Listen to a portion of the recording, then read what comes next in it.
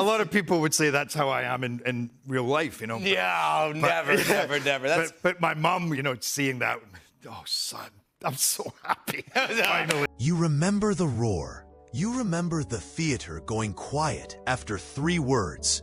This is Sparta. But Gerard Butler's roar didn't come from a script. It came from a life that kept stealing the roof over his head until he learned to make his own thunder. Paisley, Scotland. Cold. Damp. A mother who stitched shirts by lamplight.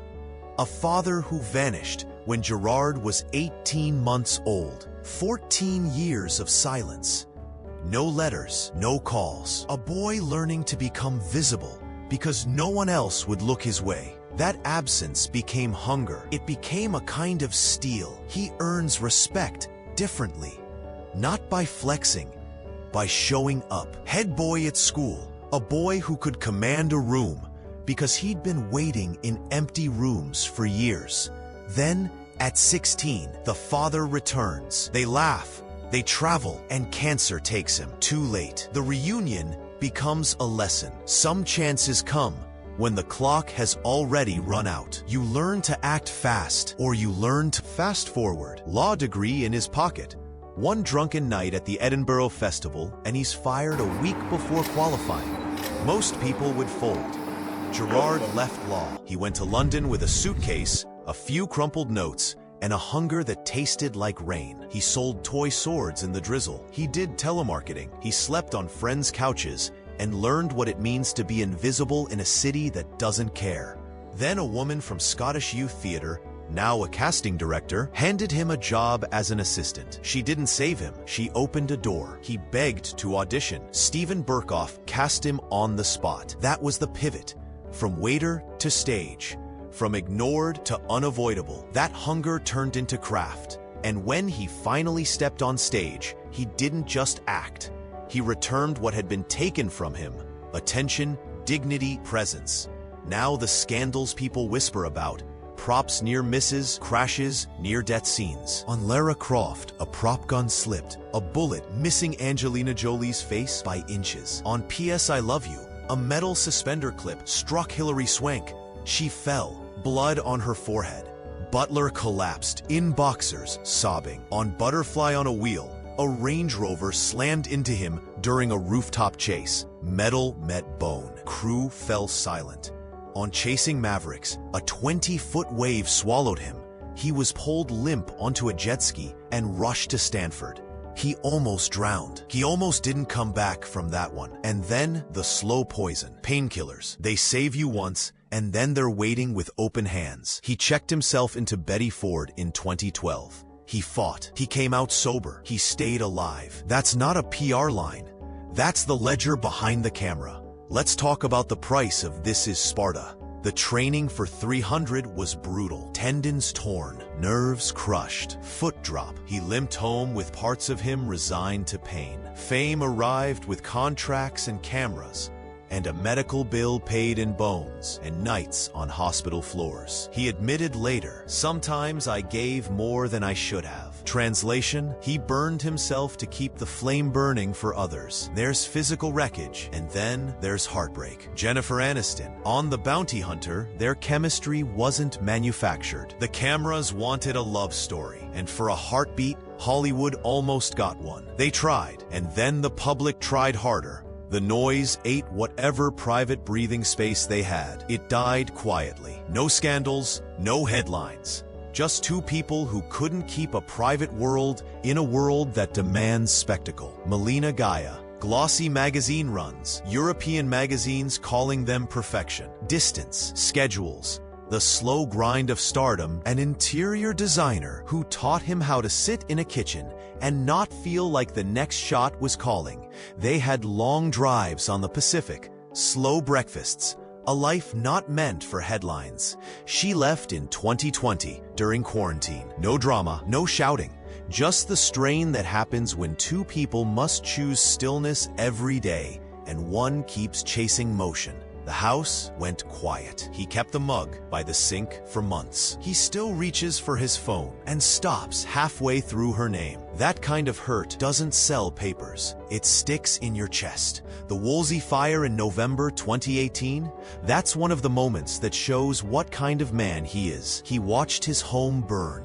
His 300 cape, photos, a letter from his mother, gone. He stood amid ash and wrote 7 words under a photo. Welcome to my home in Malibu. No rage, no flash statement. He fed displaced families. He helped firefighters sift through rubble. He didn't use the camera for pity. He used it to show there are things worse than ashes. That's a headline that should hit you. A man who'd been through drownings, crashes, and broken bones chose to stand in someone else's ruin and hand them a bowl of soup. He tried bee venom therapy for pain in 2017. Twice it nearly killed him. Throat closed, vision went white, rushed to hospital. He rode a motorcycle and went flying 33 feet. He shattered his shoulder, tore his knee, shattered 5 bones in his foot. He faced death more times than most.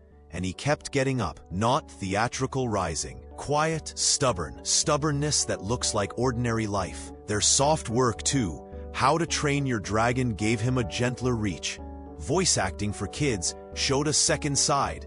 The man who could make children laugh. He didn't stop at box office. He started feeding people. Mary's Meals, Liberia, Haiti. He didn't write checks only. He stirred soup. He looked at children and remembered a boy waiting by a window. That's the honesty. He knows hunger. He uses his reach to change it. Money? Sure. Net worth roughly $80 million.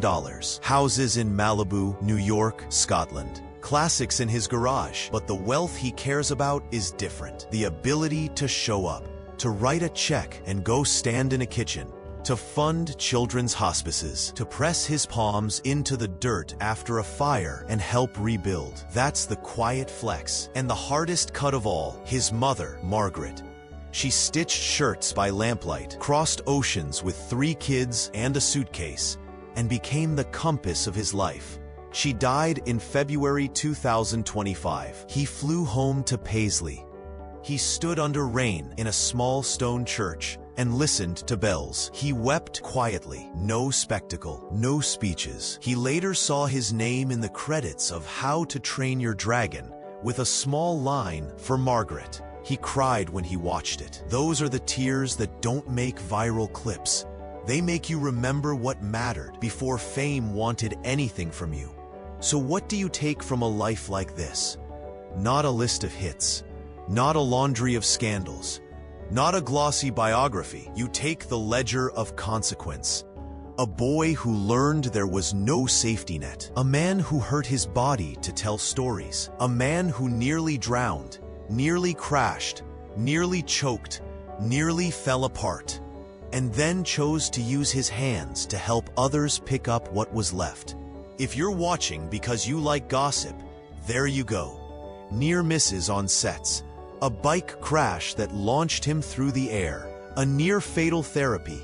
Romance headlines that faded. If you're watching because you want something grittier, learn this.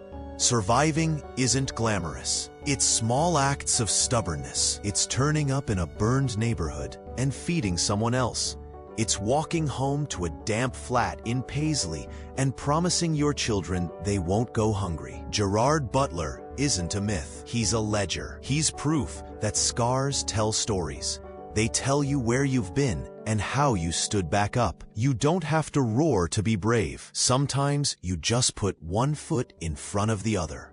But if you do roar, make it count. If this landed, hit like. If it moved something raw, leave a line for him or for someone you know who's starting again. Share it with someone rebuilding, because that's the story that matters. Not the fame, not the sailboats, but the quiet man with soot on his hands who still believes kindness is the real strength.